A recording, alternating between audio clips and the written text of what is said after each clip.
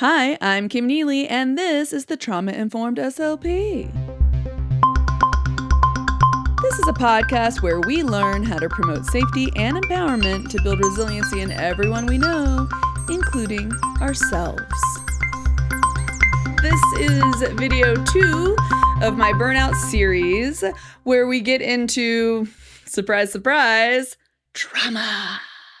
And before I get into the meat of this particular episode, a little housekeeping stuff really quickly. I filmed this initially as a video, so it was recorded and filmed, and now you're listening to, other than this little track that Editing Kim is putting in, you're listening to the audio that was extracted from what I recorded that day.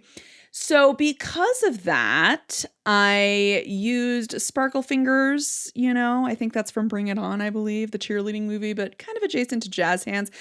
I did that gesture as sort of a way to diffuse tension when talking about really difficult topics. So if you happen to hear me bust out some sparkle fingers or maybe some jazz hands, I might have just done jazz hands. It's a related gesture, but it is a different gesture, as most theater kids would let you know. That is what I'm talking about at that point, just a way to hopefully diffuse the tension. Also, due to this, please do forgive any other maybe kind of weird visual to audio conversion issues. Like if I say something and you feel like you were missing some sort of important context, it could be due to that.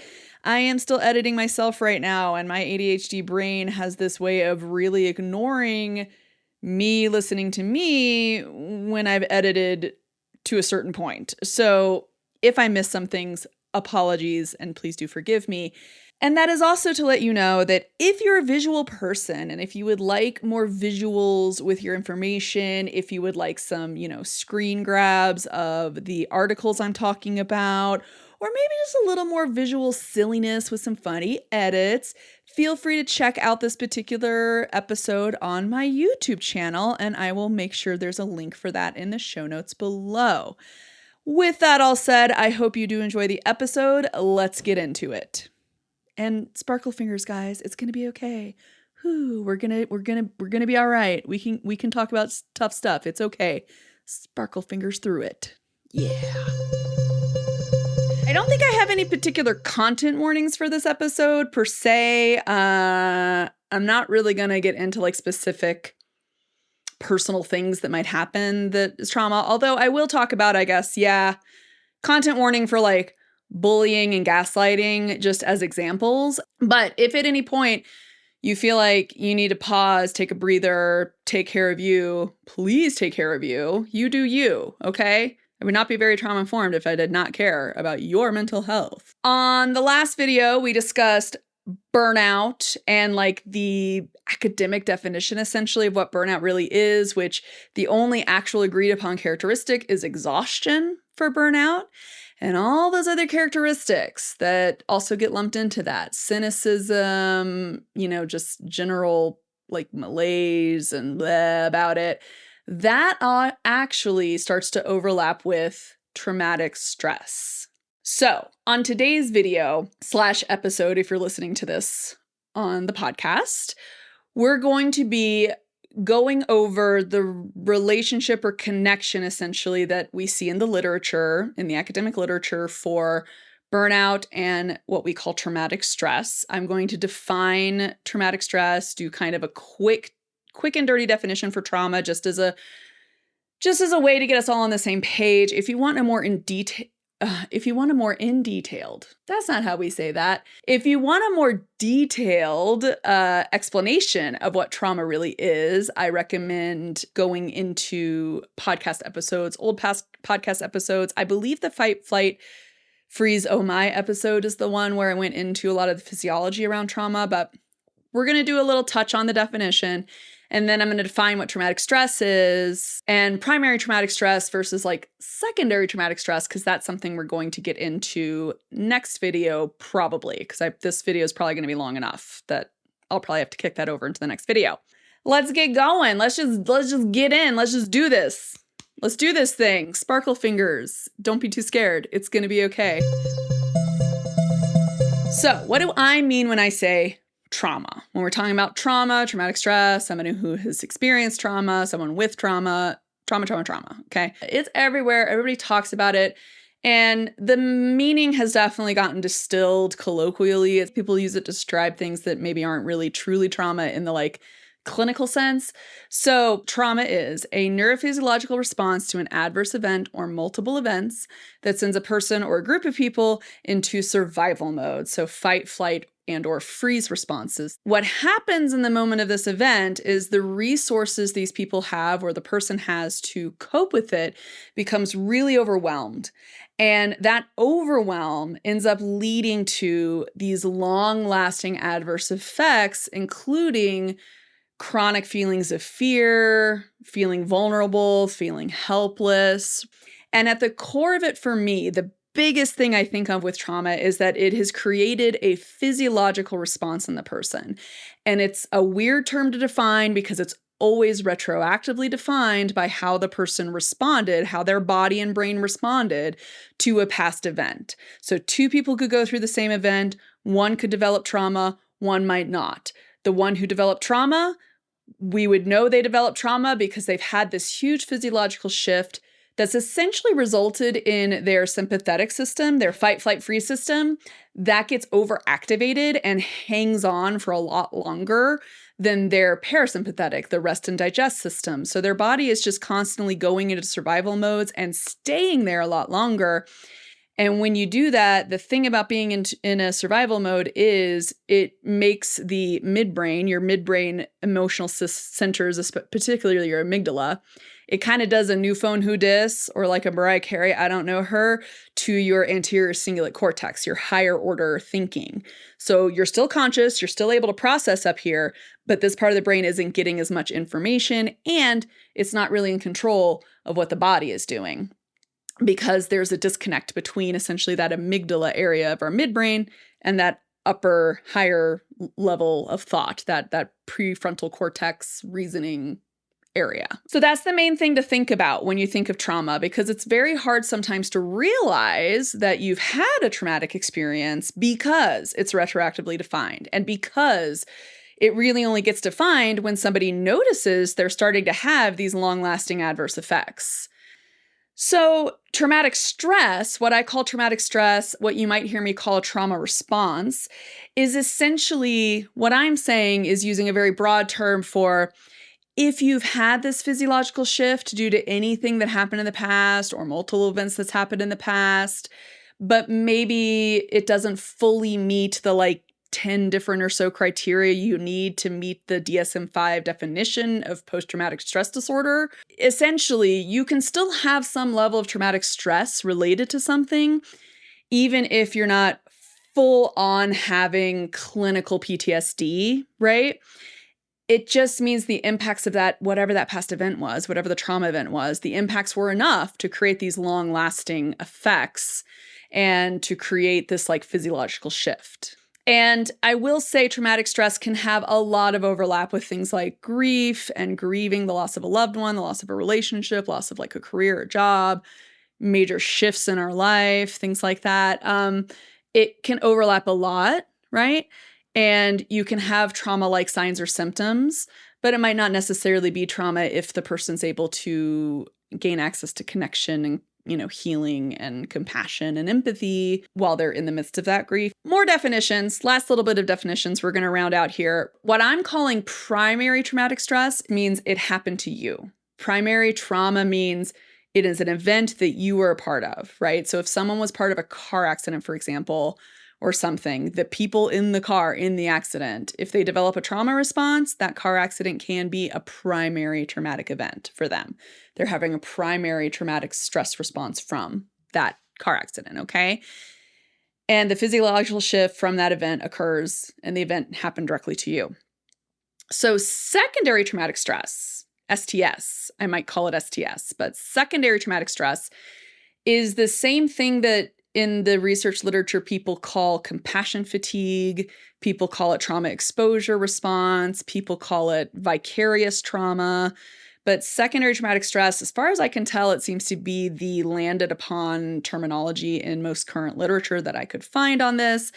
And that essentially means you are experiencing the same physiological shift of a trauma event happening to you. You're experiencing the long-lasting adverse effects, the feelings of fear, vulnerability, helplessness, all that stuff. You're feeling all that, and you're having this physiological shift, but it's in response to an event that happened to someone else or to other people, or maybe something you witnessed but were not directly part of. Okay. So it's essentially being exposed. That's why people call it trauma exposure response sometimes. It means you are exposed to other people's trauma, and you might develop a traumatic response in relation to that as well. And the reason I wanted to define secondary traumatic stress for you guys on this particular episode is because there are studies that have been done that have found a lot of overlap between burnout and secondary traumatic stress, particularly in healthcare professions and educational professions, in terms of where my literature came from. That Sislak et al. Meta-analysis from the last episode, the 2014 meta-analysis, they discovered that the association, the connection between secondary traumatic stress and job burnout is really high. Then other folks have taken out the mantle. This Shoji et al., I believe is how you say their name, 2015. They did a longitudinal study where they were kind of trying to figure out which came first, whether it was burnout or secondary traumatic stress in people in caregiving professions like medicine and healthcare and education, right?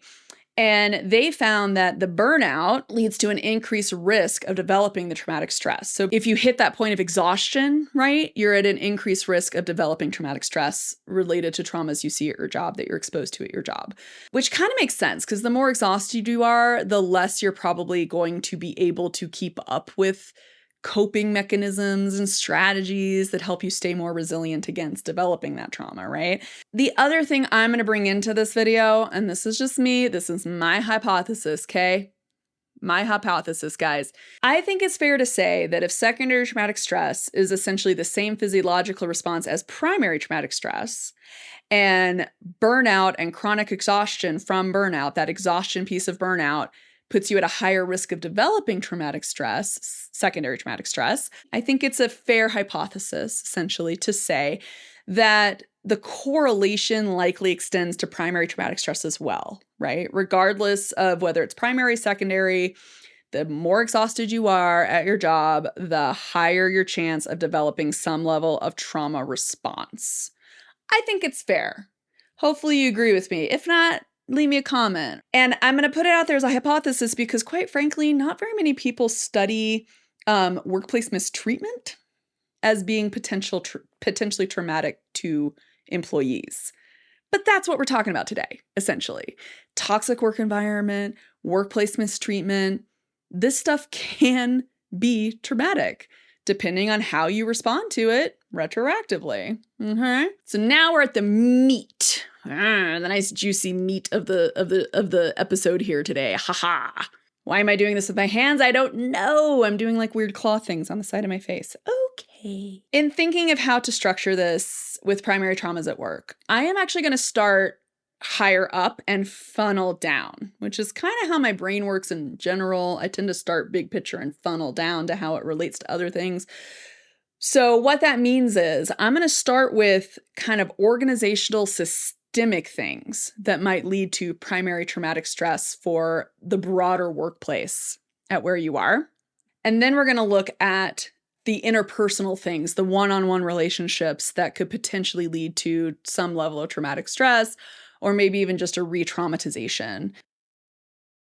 For the primary traumas from systemic organizational things, the two things I'm really going to talk about, it's two things. One's it's kind of like three things kind of, but one relates really heavily to the first, so I don't know.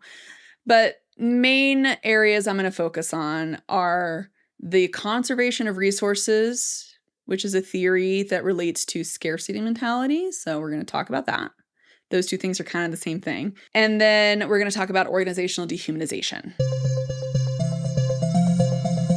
So the first big systemic thing that relates to scarcity mentality is this conservation of resources theory. I found this, I'm referencing an article by Hobfeld et al., 2018. Conservation of resources is a motivational theory that posits that employee stress occurs when essential or key resources are threatened or lost. So you have central/key resources you need to do your job, but you lose those resources. And or when there's a failure to gain these key resources after a lot of effort. So you've been advocating for it, maybe you drew up a budget for it and looks all good to go, but you still don't get it. So the principles within this conservation of resources theory, there are 3 key principles under this. One is that resource loss is disproportionately more salient or more like important than resource gain. Okay? So essentially, if an organization or a workplace constantly takes things away from people, the employees are going to end up being more and more stressed out, and they're going to remember that those resources were taken away. They're going to remember that as more important, and they're going to have a clearer memory of that than things that got added to the workplace. So if you take away a central resource, but then you add like a pizza party, not as salient. The resource loss is more important in that case, if that makes sense, right? The second principle is that people have to invest resources in order to protect against resource loss or to recover from losses and also to gain resources, okay?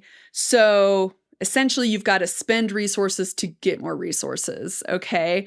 Like, I don't know, call me crazy, employers in the United States, but maybe you got to pay people livable wages in order to have employees who actually want to work for you. Just a thought. The third principle is when resource loss is really high, the resource gains actually increase in value. So it kind of seems contradictory to the first one, but remember, this is when resource loss is high. So let's say the company has constantly lost a bunch of resources, taken away all these different resources, but then you get like one win, right? One thing you were advocating for comes through and you actually gain that resource. Now that resource has increased in value because it's like you worked so hard to get it, but also like you have all these losses and you got this one thing. So if we take this conservation of resources and we bring it back to that discussion about burnout that Maslow and Leader 2016, like in our last episode, they found that cynicism aspect of burnout, is more linked to job environment in terms of poor quality of social relationships at work and the lack of critical resources. So that cynicism piece sounds like it might relate a little bit to this conservation of resources theory. If there's a lack of critical resources, the cynicism is going to go up. And as Sislak et al. Found, cynicism is actually much more highly correlated with traumatic stress than burnout. Interesting. This basically gets into the danger of scarcity. So if there's a scarcity of critical resources, then there's this pattern that tends to happen. You end up with a decrease in resources, which increases the stress for everybody. All the expenses people need, all the time people need, all the energy they need to put in to cope with that loss gets increased, right?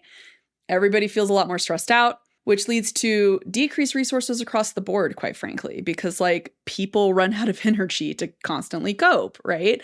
Then you have fewer resources left to cope with the ongoing exposure to any kind of indirect trauma or any kind of unexpected stress. And then professionals end up being more at risk to develop the traumatic stress. So this ends up creating this huge spiral of like this chronic increasing stress, decreasing resources, increasing stress, decreasing resources all the time. And that downward spiral puts the entire organization into survival mode, essentially, some kind of fight, flight, freeze response, okay? Everybody's working within this like survival mode mentality of we have got to protect the resources we have and we've got to not give up the ones we have and we need more, but we can't get more. So everybody hoard all the resources, right? And then the spiral keeps getting worse because the loss spirals lead to increased burnout, which leads to increased risk of traumatic stress from the staff members. And then the staff members, a lot of them end up leaving. So you end up with high staff turnover. And then you have a loss of that resource of employees, right? And the issue with this, when you're in this downward spiral where it's like constant scarcity, you got to hoard your resources, we're not going to survive without them, blah, blah, blah, blah, blah, right? everybody's going to get into survival mode, which means no one's really cooperating very much with each other. You know what I mean? It's going to leak into the entire culture of that workplace. The whole culture is going to become this fairly toxic, like, this is Sparta stuff where it's like, no, you can't have a pencil because I only have these 5 pencils to get through the rest of my year and nobody touch my pencils. You know what I mean? And that pencil example I just said, that is called service rationing. Okay. So staff end up developing this service rationing idea where it's like, I can't help in all these ways, right? I only have this many resources and this much energy to help. So I'm going to ration it out really slowly as a slow trickle throughout the year because I can't give it all up at once because then I'm out of it. I don't have any more left, right? Staff develop that mentality as a way to bridge this disconnect of their ideal of how they would really like to work, but then compared to the reality of how they have to work, right? When they have all these obstacles they have to navigate throughout their day, it becomes an essential coping mechanism. So when you think of like school teachers who have to spend their incredibly meager salaries on their own supplies for classrooms, the teacher might have this amazing idea for this amazing activity that's going to be so awesome. And like most of their students are just going to love it and they're going to learn so much. But it turns out that activity requires all these extra resources or extra, materials. And it's like, where do I get those materials? Maybe they go to other teachers to ask if they could borrow those materials. But then those teachers are like, no, you can't borrow those. Those are all I have for the year. That's it, right? So you get into that where it's like these teachers want to be so giving of their students, but because they can't go out and buy all the materials because they don't get paid enough to do it, they don't have that resource, they don't have the financial resource to do that. And then they have this mentality of like, here's what I want to be doing for my students, but here's what I can do. I have to settle for something not quite ideal. And then I have to ration out what I can do, essentially, what can be done, right? The danger of the scarcity is that it really often leads to people doing some kind of unintentional harm toward other people.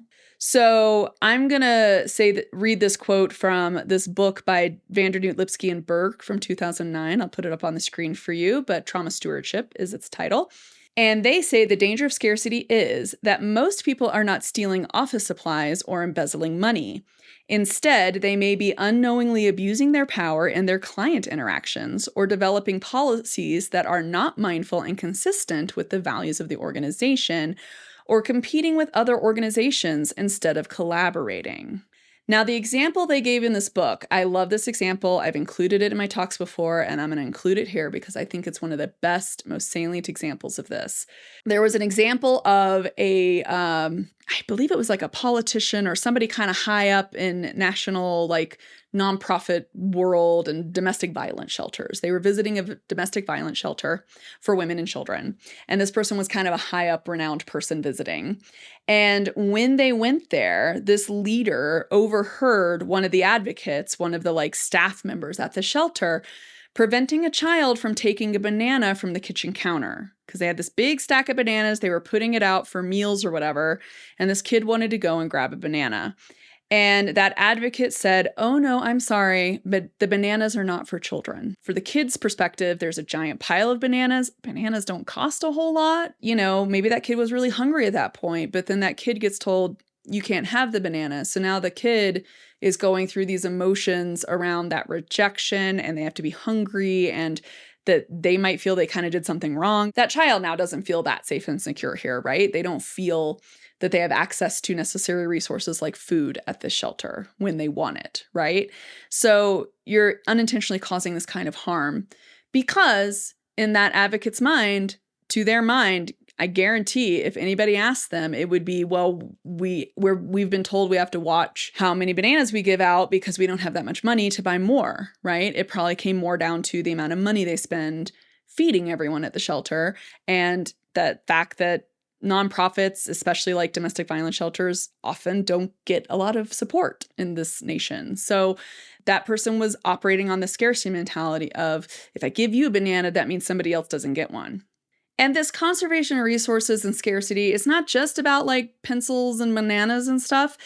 It's also very possible that within this sort of setting, and I think this particularly happens in educational systems here in the United States, in school districts and such, particularly the public school system, because budgets keep going down, educational budgets get slashed, but then the people at the top, superintendents and stuff, first off, they actually usually do get paid livable wages. They start to see the employees as resources rather than as people. They start to see them as somebody to ensure the bottom line, right? Ensure we have enough bananas to go around, right? Instead of thinking of how that might impact that person for telling the kid that they can't have a banana, which could also emotionally harm that person because they might think, oh my gosh, I didn't mean to hurt that kid's feeling. Like you can have this whole spiral of stuff when you say no to something like that. But, the boss might be like, good job though. You held the bottom line. That's what we need here. And when that happens, when you're in that sort of situation where the employees are just numbers, or as Pink Floyd would say, another brick in the wall. That's Pink Floyd, right? Pretty sure that was Pink Floyd. So the more the bosses start to see employees as just resources that just are there to toe the company's bottom line kind of a thing, the bosses might start to order more of the employees' time, the more of their energy. They might have a lot higher, more unreasonable expectations for like, you need to be able to check your emails even if you're off the clock. You need to be available to me 24/7 for my needs because I'm the boss, kind of a thing, right? And they get these unreasonable expectations on their workers. And then the employees end up feeling all of this impact of unattainably high productivity expectations. Maybe they have social expectations after work that are just exhausting, the constant availability, all of this stuff. It starts to feel very much like you're not human. You might start to feel like you're being dehumanized a bit. And it turns out there is actually a term for that. It's called organizational dehumanization, which is what we're going to talk about next. The definition of organizational dehumanization, it's from an article that I'm going to link below, but it's Lagios, I believe, et al. I think that might be how you say it. They define organizational dehumanization as the experience of an employee who feels objectified by his or her organization, denied personal subjectivity, and made to feel like a tool or an instrument for the organization's ends. Now, I have examples of organizational dehumanization from my time as a speech language pathologist, but probably one of the most salient examples I can think of is from my time back in my musician days as a teller for a major bank. And I came into it from, restaurants. Now, restaurants have something called upselling, where you're like trying to sell a more expensive dinner or something to someone if they ask like your recommendations, or you're trying to upsell a special or something, right? Which I was honestly never very good at doing. So coming into a bank as a teller, this is before the 2008 crash, so this is a while ago. But I found out bank tellers have sales. And I was like, what the heck do they mean sales? Well, turns out they mean the bank products, which are accounts, credit cards, lines of personal credit, other various things. And as a teller, one of the jobs you were supposed to do was to either open up or put in like a credit card like application for somebody, for example, or refer them to a banker to have the banker open up extra checking accounts, savings accounts. And there was this one manager of the teller line that was very interested in making sure everybody hit their sales goal because she was very interested in getting a promotion, which she did, to be fair. She did get her promotion. To be fair, she was definitely towing the company line. And whenever she came and stood next to any of us on the teller line, she would ask, how are you doing today?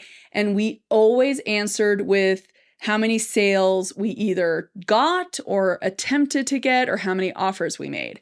We never answered with how we're actually feeling, how's our life going, are we tired, are we feeling kind of under the weather, are we doing pretty good, are we excited about something in our life?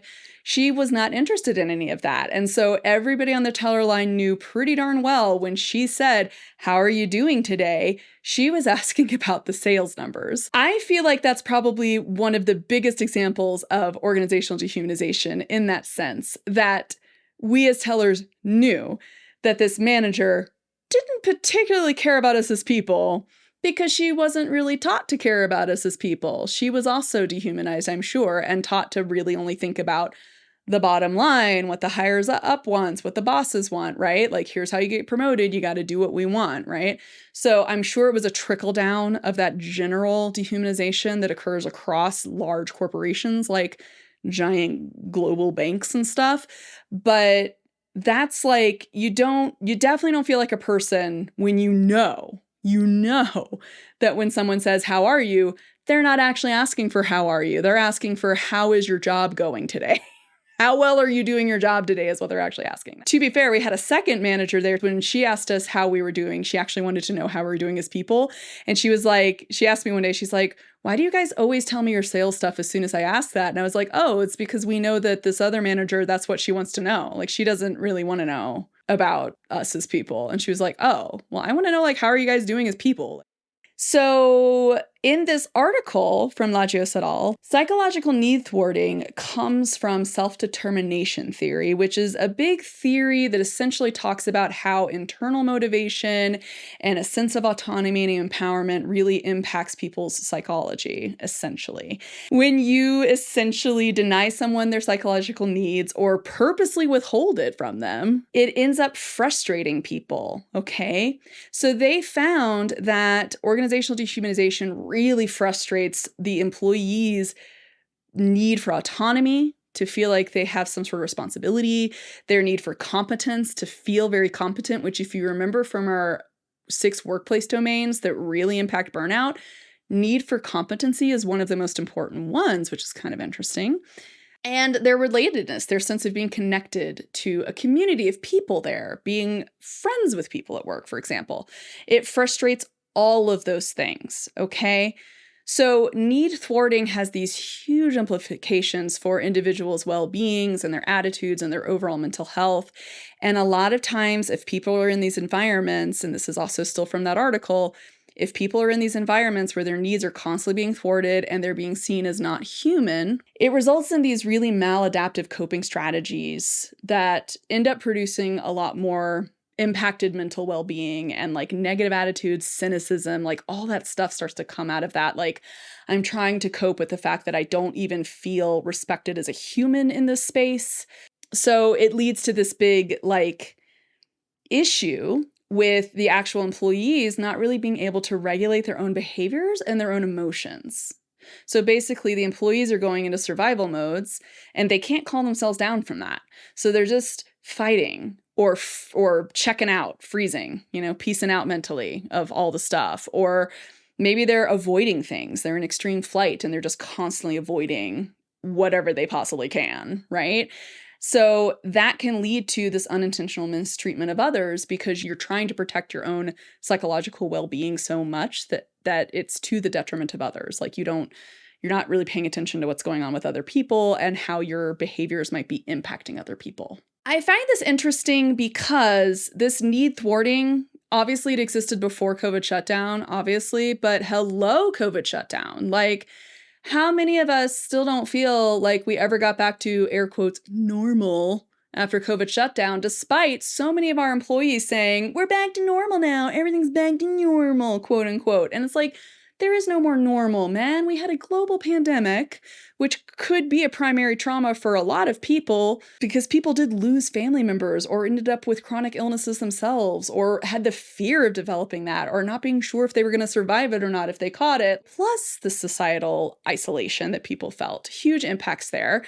And then what I experienced, especially in my school district, and I think a lot of people did, and some school districts might have handled this a lot better, but it was basically all we got for our psychological needs around the shutdown, and everything we had to kind of like just sort of give a try at during shutdown was, woo, good thing we made it through that tough year. Now we're back to normal. Good job, guys. We survived. Done. Moving on. Like nobody addressed it. Nobody addressed the impact of being isolated, how people felt about the whole thing. Nobody addressed the psychological difficulty and the struggle of going through that, the emotional difficulties and struggles.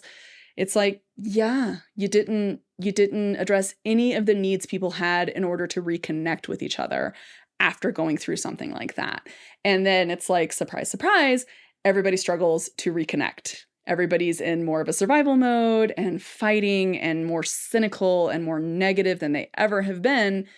because it's almost like they went through this huge, major potential trauma for a lot of people and then were explicitly treated like they should just forget it and move on, which is essentially the main coping mechanism our society teaches us, but is not a healthy one and is not one that really works, especially when you're talking about a system that was already essentially broken and then we had shut down on top of it. So if the brokenness didn't break the camel's back before, the camel's back is well and broken now, because shutdown definitely just obliterated it, okay? And the need for confidence, the need to feel competent at your work is the most salient of the negative impacts of organizational dehumanization. So essentially feeling like you're not seen as competent, you're not treated as competent, that impacts people the most in a negative way. And it might be due, the authors here speculated, it might be due for the fact that competence does play a really major role in terms of like getting promotions, getting raises, getting positive work review, performance reviews, right? Like having your opinion respected by your bosses or your colleagues. Like it makes sense that competence would be considered very important. So the net effect of all these different systemic issues is essentially a very toxic work environment, or at least how the work environment might end up being very toxic from this kind of top-down perspective, right? From the very tippy top of the organization and how it trickles down and sort of saturates everything, right? Because this cycle of conservation of resources / scarcity just sort of throws everybody into survival mode so often, and then people just end up being kind of out for themselves, right? And there's a lot of infighting probably happening. It's very likely because everybody's in some sort of fight or flight mode. And despite most people maybe not really wanting to be the kind of person who's constantly fighting or who feels really petty, you might end up that way anyway, just by being in survival mode all the time. So basically what you end up with is this really big misalignment of the values of why you came into, especially like a helping profession, why you came in to do that job in the first place, or who you are as a person, who you want to be, what your character is as a person. You might have this huge misalignment of those values compared to how you feel at work and how you end up acting at work. And that's just a recipe for really negative impacts to mental health. Even if it's not traumatic, it might be traumatic for some people. It might cause a true physiological shift, but it also could just be really difficult. And it might really just change a person in a way that they didn't really want. Now, that's not to say that a work environment couldn't be toxic from the bottom up. You can definitely have situations where an individual has perhaps personality traits, characteristics, maybe a personality disorder, who knows? They have something about them that can be very toxic. And if you're a target of that person, it can definitely create an incredibly toxic environment for you. It's kind of that bottom up, there's an individual sort of treating you like crap, so you sort of feel like crap most of the time. And that absolutely can happen. So let's talk about that. These are primary traumas from interpersonal relationships, that one-on-one stuff. Now, there are a lot of things that can go wrong with interpersonal relationships at work, okay? But I'm mainly going to focus on two primary topics where you see this talked about a lot online, which is bullying in the workplace, which I'm going to consider essentially where like implicit bias, microaggressions, internalized ableism, all that lovely stuff. It kind of goes for quality time, kind of all gets dumped into that workplace bullying thing. And then also workplace gaslighting, because we definitely can be gaslit at work. And I think what makes things particularly pernicious about these interpersonal things in the workplace is usually in the workplace there is some kind of power differential that's like an overt power differential, right?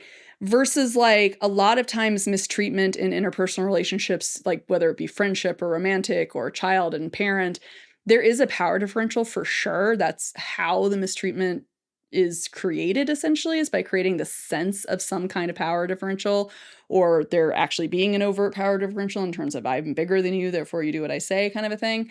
But in the workplace, I think it's also this really overt, like this could be your boss, your supervisor, your manager. It could be someone who they're a colleague and they're a peer, but they're besties with the manager. So they actually do have more power over you because they've been there longer and they're best friends. And You know what I mean? And like, who can you really go to for help if the bestie of the manager is mistreating you? That's what I want to want everyone to think about when they're thinking about these potential areas for primary traumas in the workplace. When it comes to one-on-one interpersonal relationships, is that power differential that might exist and very likely does exist.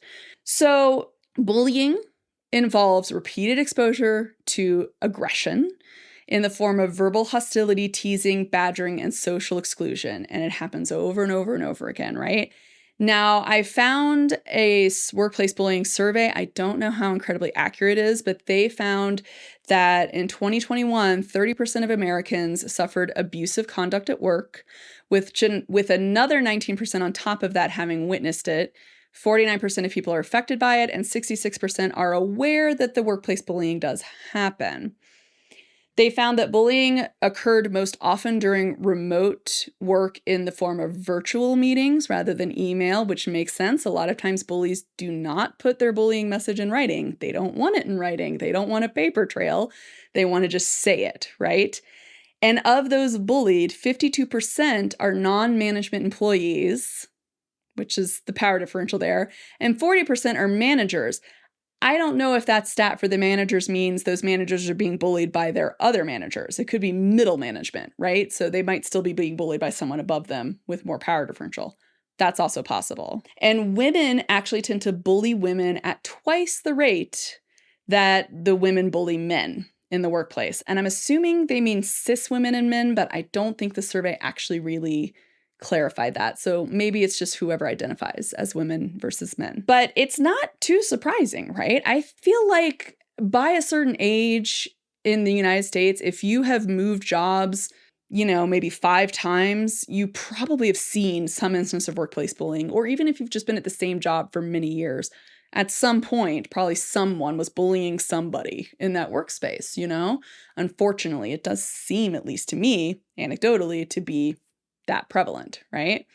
So what does it mean if you're being bullied in the workplace? Well, some of the examples of being bullied in the workplace is you might receive extremely harsh criticism in front of the other employees.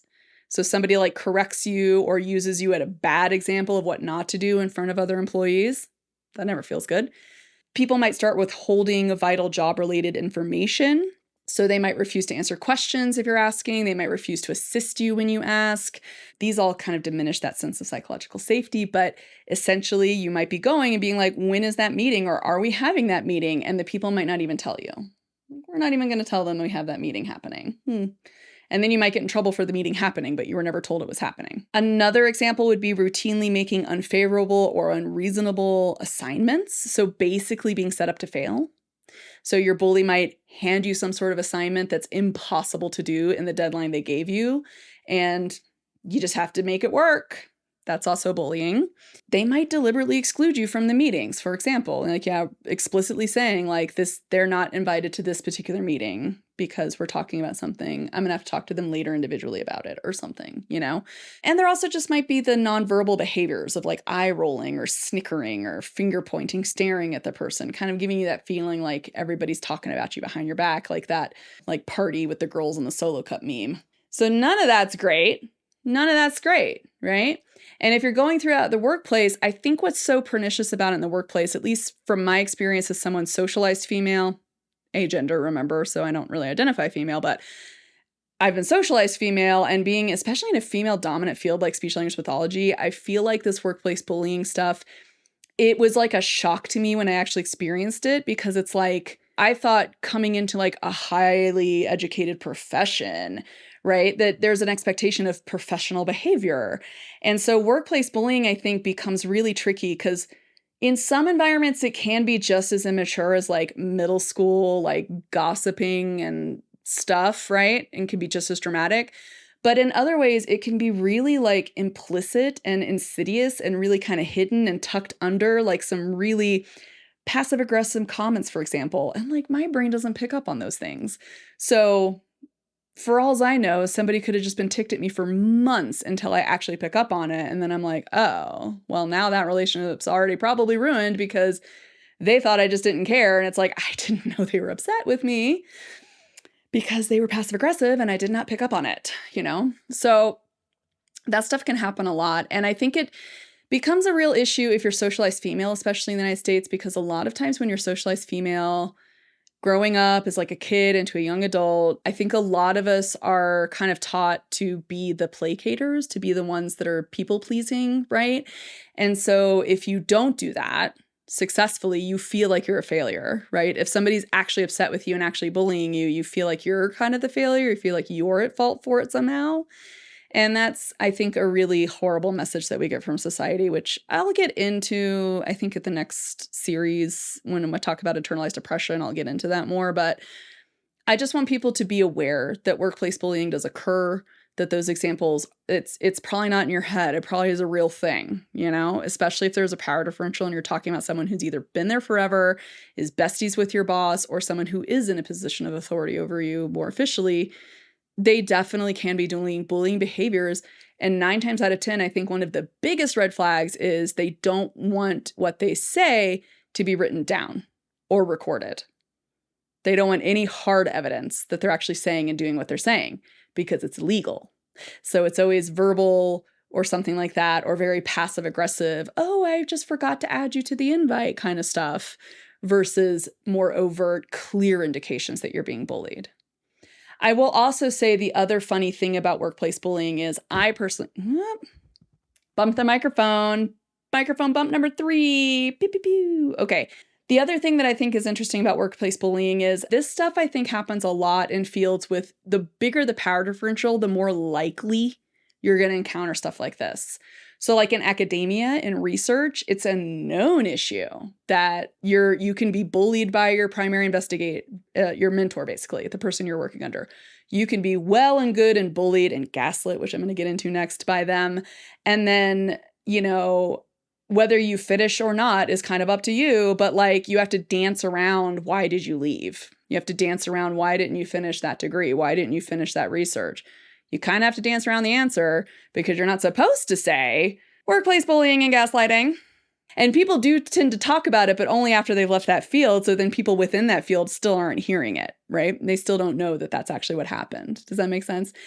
The other place you hear about a lot is in performance. Performance is another area where there's a huge power differential between the people who have the money, the producers and you know, executive producers in the studios putting out the stuff and casting people, and the little up-and-comer people with their little like resume and their little headshots, right? Like there's a huge power differential there. So like the bullying can be very big in those, and very overt, and very like way beyond bullying, straight up into horrific abuse, because the power differentials are so big that the victims truly feel like if they say anything about it, their career is ruined. So I'm just putting that out there just so you know. If you ever feel like you're in that position, whether you're a performer or want to be a performer, or if you want to go into graduate school, or if you are a graduate student working in a lab, working in a research profession where your mentor or maybe someone else in the lab is really mistreating you, you're not crazy, and seek some mental health help for sure. That's true for anybody who's been gaslit or anything. So workplace gaslighting.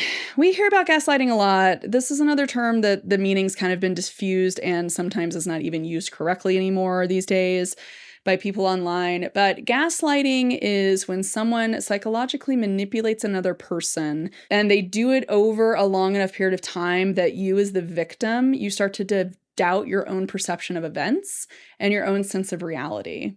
I have had people gaslight me many times in life, and when it happened professionally, it was a bit of a shock to me. I didn't expect a gaslighter to show up at my workplace. I had already had experience with gaslighting, so I recognized it for what it was, and I tried to stand my ground as much as I could, but it is very hard and it is very malicious. And even if you're aware you're being gaslit, there still can be those spirals of self-doubt of maybe it is me. Maybe they're doing this because I am a problem, right?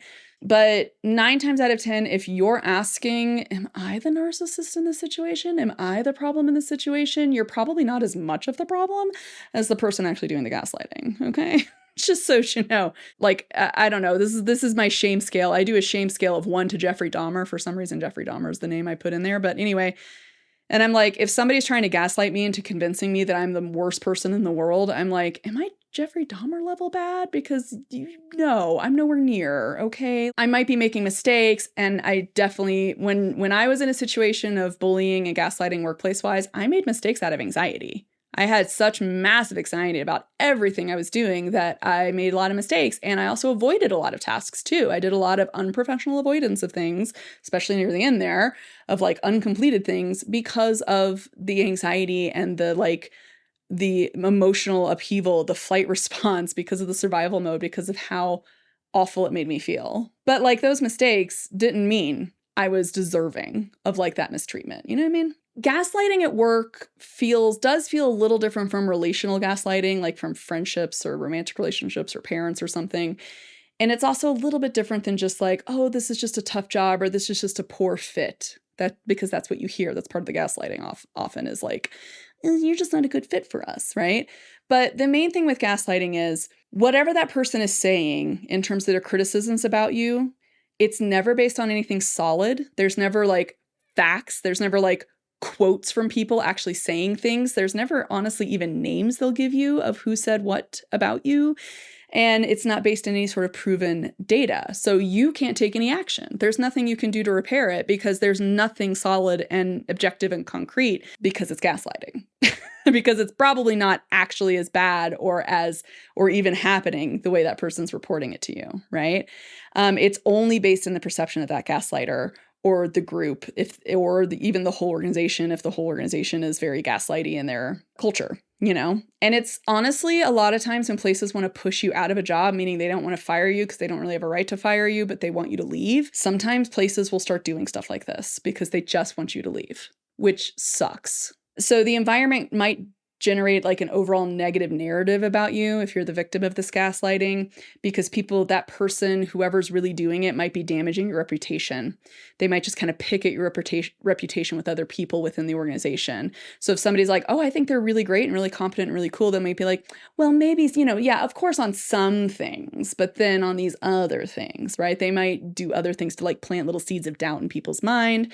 This mistreatment, because it occurs over a period of time, people start to get these ideas. They start to have their own minds changed about you as a person. And you might have really clear, hard data evidence of collaboration and positive results and accomplishments that you've done, but it won't matter. It won't matter to the gaslighter. Like the stuff that they're gaslighting you on is always going to override any hard evidence of you're actually doing a good job. And then if you ever confront them, that gaslighter is 100% going to deny that they're doing that. I mean, they might escalate it and become even more aggressive towards you if you do try to confront them. So oftentimes the answer is not to confront them in private meetings, maybe even with a mediator. But even then, if you try to tattle on them, usually they double down and it gets worse, which is also my experience in a professional setting when the gaslighting was occurring quite heavily. If you're in the kind of position in an organization where they're actually going to protect you against this kind of gaslighting, it's like if you own your company, if you're somebody out there who owns something or is in a really high level position to make organizational changes, what you got to do for these people who might be gaslit, these red flags, you have to protect the whistleblowers. There has to be a process under which if somebody is going to tell you about a gaslighter existing in your company, there has to be some sort of steps to protect that person, okay? What often happens to people, though, however, is you might report the misconduct and you get praised for reporting it. I'm so glad you told me about it. But nothing happens, and there are no steps to protect you. So then the aggression and the gaslighting gets worse, or the bullying gets worse. Case might be mishandled, because mediation is not actually the appropriate thing, especially in the case of a gaslighter or someone using very clear abusive tactics against someone. It's not going to address the imbalance of power. It's not going to redress any wrongdoings. A mediation meeting is not the right way to go about it. But that's what happens when people see it as just a personality clash. They want to mediate, Supervisors tend to fail to intervene. Oftentimes the victim, their experience gets denied or downplayed somehow. Like, oh, you just didn't understand them. It was just a miscommunication. And you're not going to feel very valued where you work anymore because of this. And you might want to just leave, right? Like I said, this is something that happens a lot when people want to push you out of a job. They'll start treating you kind of like this, especially what I found, at least in women-led businesses. They tend to do stuff like this a lot to like try to get rid of you. Just lame. Like my neurodivergent brain is like, can we just be honest? Like, geez, can we be a little more upfront? Good Lord. But sometimes they can't because they want to get rid of you just because they don't like you as a person and they don't actually have any hard evidence to actually warrant a firing, and they don't want to be legally liable for firing around what is possibly discriminatory. So they use these passive-aggressive gaslighty type stuff to get rid of you, you know, sometimes. Hey, let's lighten up the mood with sparkle fingers and jazz hands and sparkle fingers and jazz hands. Woo! Because I feel like that just got really dark and really heavy. Oh my gosh. But, you know, to bring this interpersonal bullying stuff back to that more systemic level stuff, a lot of times these primary traumas, if it's like some sort of bullying or gaslighting situation, what usually happens is the company, the organization itself, is not going to protect the victim of it, right, for their mistreatment. I mean, there's so many stories of whistleblowers who they try to report mistreatment and then they get dismissed or not supported by HR or whatever. Kick in my pants when I tried to go to the HR of that bank because of unethical sales happening around me that I wanted to report. And they were just like, are you sure that's what you're seeing? That was pretty much the only answer. That's probably not what's actually happening. Because HR is there to protect the company, it's not to protect me. But silly neurodivergent brain, I thought they were being real when they said they wanted to know about ethical breaches of conduct. Silly neurodivergent. Duh. Right? But that's the thing. It really throws, especially like ADHDers, autistics, it throws us for a loop when we have these rules we're supposed to follow and no one else is following them, right? We don't feel very protected under that situation. It's very confusing and it's just a giant mess, right? But really, in reality, the broader culture and the workplace systems that fall out of society and how we handle things and the avoidance of litigation, legal liability, there's a scarcity of resources, there's all this stuff that happens, and all the stuff that falls out of that ends up being the hurdles that we all face psychologically when we're at work, basically. It ends up being this big cheaty from the good place chili pot of like mess, you know? And that's where we get all this toxicity from, essentially. We sparkle fingers, though. Yay. Oh, man. Let's start to conclude some of this. If you feel like you've been the victim of bullying, gaslighting, or some kind of toxic environment from the scarcity mentality, I really hope this knowledge can bring you some sense of validation and affirmation that, you know, you were likely not the actual source of the problem, despite how your workplace might have wanted you to feel. You are not a failure if these things actually affect you. You are human. It is only human for you to be affected by these very negative things because they have real, true consequences when it comes to our sense of psychological and emotional safety, never mind even physical safety, because I'm sure at work there are people who face harassment and stuff that threatens that. But our sense of safety is an incredibly critical part of how our brains function and how we can feel safe and competent enough to problem solve and reason and access our higher brain power. But if we don't feel very safe, we can't access that stuff. We can't work the way we want to work. We can't uphold the values we want to have. We can't display the personal characteristics that we want to display because sometimes the environment we're in just prevents it. This might be a really bad metaphor for that, but you could get dressed up, looking gorgeous, ready to go to the Grammys, but if somebody dumps a giant pile of dark mud all over you, no one's going to know you're so beautiful underneath all that, right? So like, workplace environments can kind of be like that when it comes to potential for primary traumas, potential for burnout, this kind of stuff. It can be that like you are still you. You just might be covered under a pile of mud, if that makes sense. So I encourage you, if any of this rang true with you, if you feel like any of this stuff might have happened to you and you still continue to doubt yourself or you still feel some sort of shame around it, I do encourage you to seek some professional mental health help with unpacking some of that. Because the biggest thing that we do in our society here in the United States, because it's a very individualistic society, we're very focused on the individual.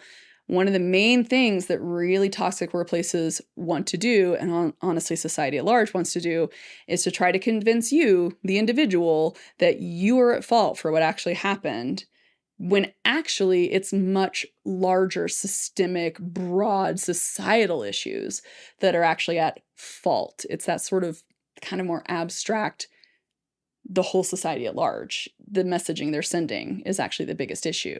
When they try to convince you that you're the one at fault for it, it's just another way for them to set you up to fail, right? Because you're never going to be good enough or work hard enough as an individual person to actually repair a systemic issue. I'm going to say it again for the folks in the back, okay? As an individual human, you can never be good enough, smart enough, or work hard enough to repair what is a toxic, systemic problem, okay? We don't have that kind of power, right? I can stand in 1 inch of running water, but if you dump me in a river, I'm going to get swept downstream, right? The system is the river, okay? There's only so much you could do in the face of all of that, right? So that is all to say that I hope this information is helpful. If you have the energy to advocate for changes, do so. But if you don't, just do what you can to take care of yourself. And ultimately, what I really hope, big picture wise, from this you take is to treat yourself with a lot more compassion and empathy, because you're just one person working in a world that is just a bit of a mess. And like I said on my trailer, I just hope you feel a little less like crap when you hear that, yeah, it's likely the system that actually failed you. Next up, we're going to talk about secondary traumatic stress, which is very important, especially I think in particular for educational staff members, faculty in the education system, especially in the United States, and healthcare workers in general. It'll be good stuff for all of that. In the meantime, be kind to yourself, speak kindly to yourself, try out the scale of 1 to Jeffrey Dahmer, because you'll probably always be hovering around the 1. And yeah, I will see you, or at least your comments and stuff, next time. Bye, guys.